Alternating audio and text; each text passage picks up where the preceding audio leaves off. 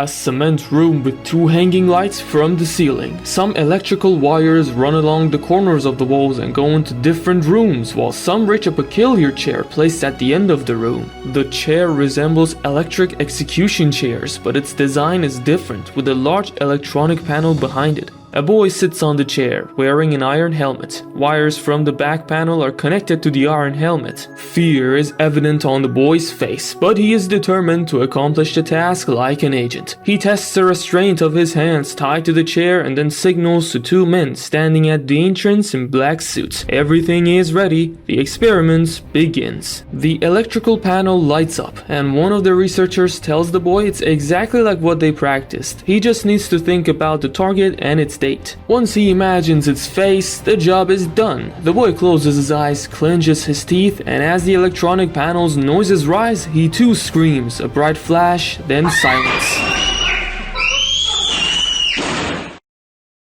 The boy is not on the chair. Moments pass and suddenly the boy appears on the chair, sweating and panting. One of the agents dressed in a black suit approaches him and asks, "Did you see the target?" The boy nods and says, "Yes." The agent then asks, "What did you understand?" The boy replies, "He was talking to a man about a new submarine. Its name is Akula." The boy loses consciousness. Nurses take him out of the room. 2 agents come close to each other, discussing the operation, and finally, one of them says, "We need to inform the president about the outcome. Project Montauk was successful."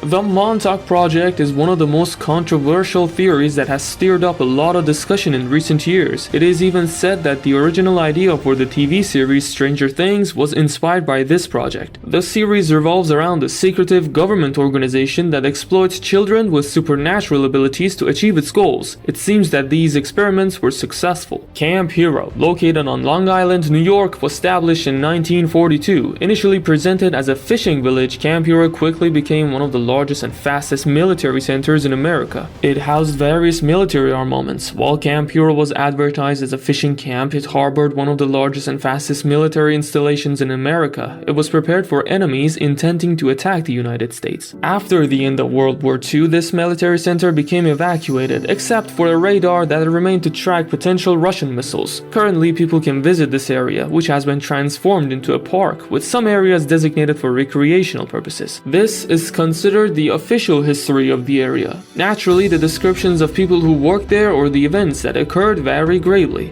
11 years after the closure of Camp Hero, 2 men utilized hypnotherapy to recall some of their forgotten childhood memories. This process led them to remember parts of their involvement with a secretive organization in that area. Due to their possession of extraordinary abilities, Preston Nicholas and Stuart Swerdlow were abducted by government agents and transferred to Camp Hero. They weren't supposed to live in the village.